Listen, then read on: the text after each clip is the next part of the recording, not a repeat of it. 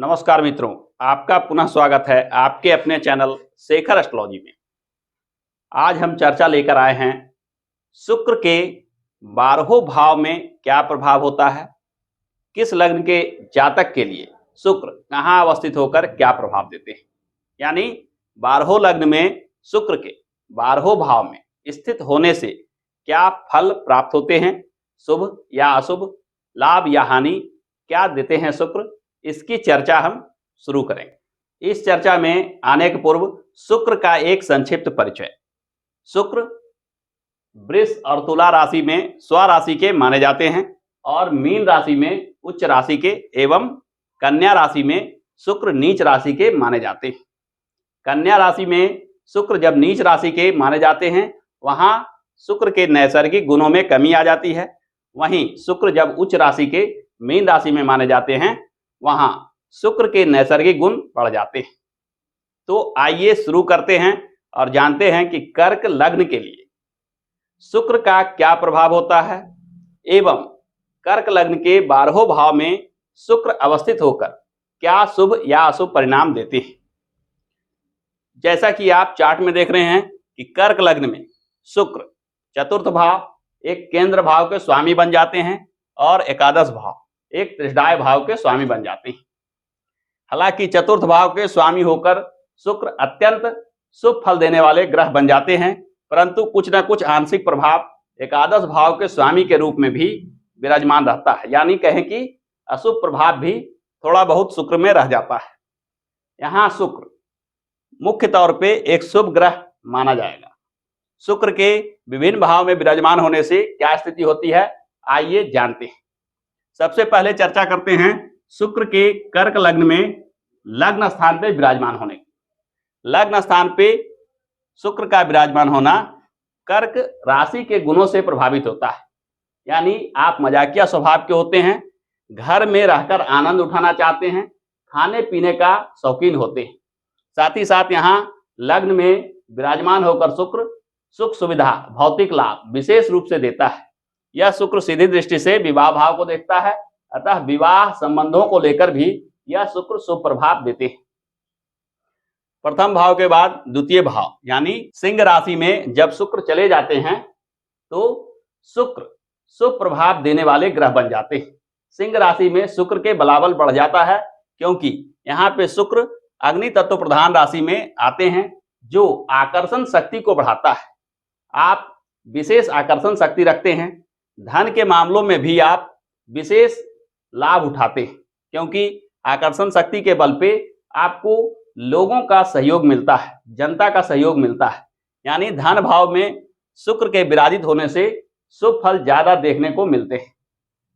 अगर चर्चा किया जाए तृतीय भाव में शुक्र के विराजमान होने की, तो तृतीय भाव में शुक्र का विराजमान होना एक शुभ संकेत नहीं माना जाएगा, क्योंकि जैसा कि आप देख रहे हैं कि यहाँ कन्या राशि में शुक्र विराजित हो जाते हैं। कन्या राशि के शुक्र एक नीच राशि के शुक्र कहे जाते हैं, अतः शुक्र के नैसर्गिक गुणों में तो कमी आती ही है। साथ ही साथ तृतीय भाव एक त्रिशदाय का भाव होने की वजह से ये अशुभ परिणाम ज्यादा देते हैं। यानी यहाँ अगर शुक्र विराजित हो जाएं तो कर्क लग्न के जातकों के लिए यह शुक्र शुभ फल नहीं देंगे, बाधा विघ्न कष्ट एवं ऐसे चीजों में उलझा देंगे जिससे वाद विवाद में यश प्रतिष्ठा खराब हो। यानी नाहक समस्याओं में उलझाकर ये शुक्र जीवन में परेशानी और कष्ट देते हैं। तृतीय भाव के बाद अगर हम चर्चा करें चतुर्थ भाव में शुक्र के विराजमान होने, चतुर्थ भाव में शुक्र विराजित होकर स्वगृही के कहे जाएंगे और तुला राशि के शुक्र कला सुंदरता में विशेष रुचि देता है। आप कला सुंदरता में विशेष ज्ञान रखते हैं।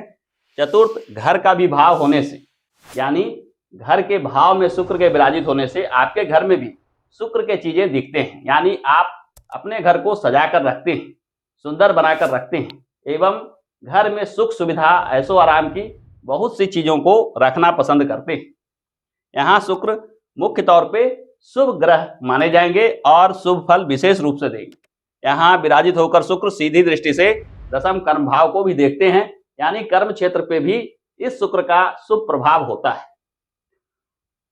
चतुर्थ भाव के बाद हम चर्चा करते हैं पंचम भाव में। तो पंचम भाव में शुक्र वृश्चिक राशि के हो जाते हैं। यह शुक्र आपको प्रदर्शन प्रिय बनाते हैं। यानी वृश्चिक राशि के शुक्र आप में ऐसी भावना लाता है कि आप प्रदर्शन प्रिय हो जाते हैं। लोगों को बाहरी रंग रूप देखकर पसंद या नापसंद करते हैं। आप भी चाहते हैं कि आपका बाहरी व्यक्तित्व आकर्षक हो, इसलिए आप प्रदर्शन को मुख्य चीज मानते हैं। आपका सोच विचार प्रदर्शन पे आधारित होता है। लोग आपके बारे में क्या सोच रहे हैं, आप लोगों के बारे में क्या सोच रहे हैं, सारा चीज बाहरी व्यक्तित्व पे निर्भर करता है। अब हम चर्चा करते हैं शुक्र के छठे भाव में विराजित होने की। छठा भाव का शुक्र अशुभ स्थान पे विराजित होने की वजह से अपने नैसर्गिक गुणों को कम कर देते हैं। यहाँ रोग, ऋण, शत्रु का भाव होने की वजह से ये शुक्र आपको कुछ ना कुछ परेशानी देते हैं। शुक्र का इस भाव में विराजित हो जाना शुक्र के नैसर्गिक गुणों में भी कमी ला देता है। भौतिक सुख सुविधा, धन संपदा जैसे चीजों को लेकर परेशानी जीवन में बनी रहती है। आय प्राप्ति के स्रोत कम होते हैं।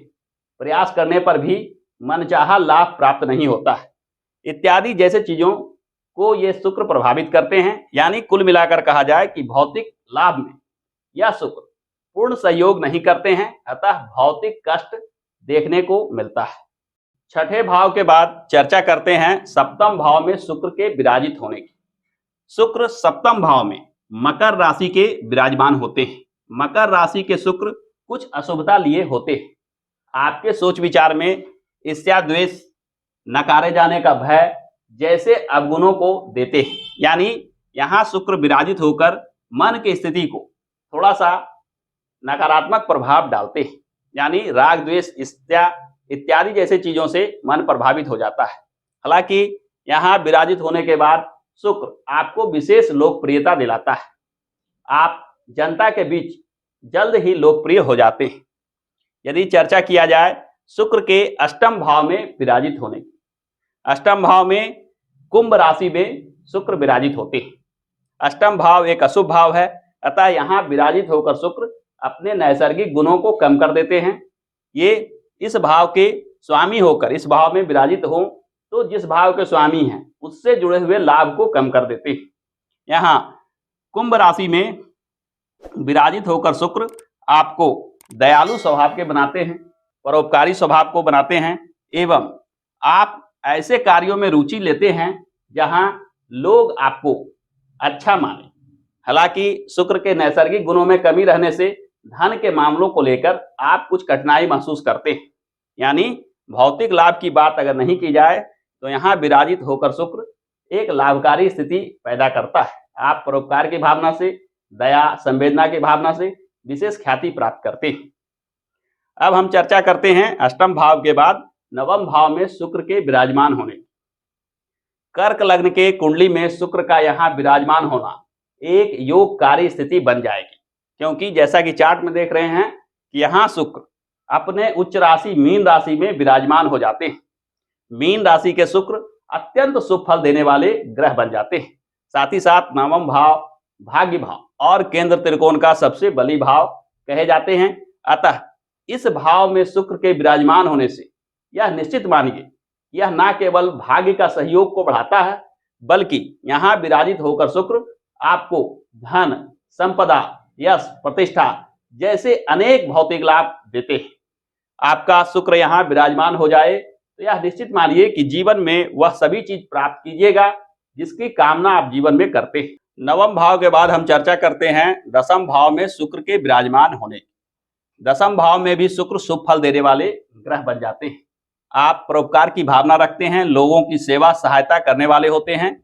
मेष लग्न, मेष राशि के शुक्र अत्यंत बली हो जाते हैं। यहाँ शुक्र विराजमान होकर सुख भाव पे सीधी दृष्टि डालते हैं, अतः सुख में भी वृद्धि करते हैं। कुल मिलाकर दसम भाव में शुक्र एक शुभ स्थिति मानी जाएगी। एकादश भाव में शुक्र का विराजमान होना आपको मित्र मंडली से सहयोग की सूचना देता है। यानी स्वगृह के शुक्र विराजित होकर शुक्र अपने नैसर्गिक फलों को तो बढ़ा ही देते हैं, साथ ही साथ मित्र मंडली का पूर्ण सहयोग प्राप्त होने का संकेत मिलता है। यानी जीवन में आप मित्रों के सहयोग से धन संपदा विशेष रूप से प्राप्त करते हैं।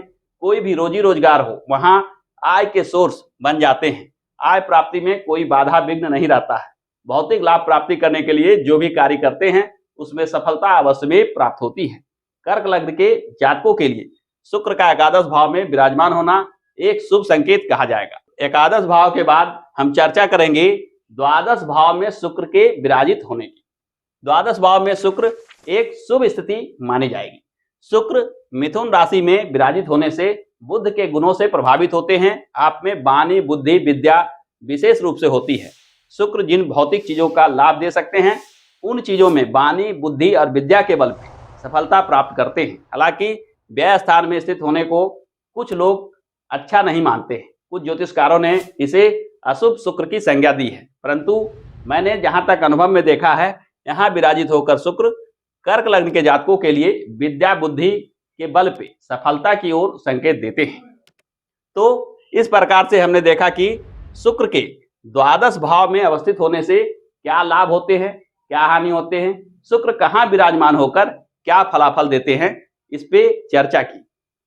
आइए अब हम जानते हैं कि यदि शुक्र अशुभ फल दे रहे हो तो क्या उपाय करना चाहिए, यानी अशुभ शुक्र के उपाय के रूप में क्या करना चाहिए। अशुभ शुक्र के उपाय के लिए सबसे पहले शुक्र से जुड़े पूजा पाठ अवश्य करना चाहिए, जिसमें शुक्र स्तवराज, शुक्र कवच, शुक्र स्तोत्र इत्यादि का पाठ विशेष लाभदायक होता है। साथ ही साथ शुक्र के मूल बीज मंत्र ओम सुं शुक्राय नमः, इस मंत्र का भी पाठ करना शुक्र के शुभ प्रभाव को बढ़ाता है। जिन जातकों के कुंडली में शुक्र शुभ फल दे रहे हैं उनके लिए यह यंत्र विशेष लाभकारी होता है। यदि शुक्र के शुभ फल को बढ़ाना हो तो इस यंत्र को भोजपत्र पे बनवाकर चांदी के लॉकेट में गले में धारण करना चाहिए, जिससे शुक्र के शुभ फल और बढ़ते जाते हैं।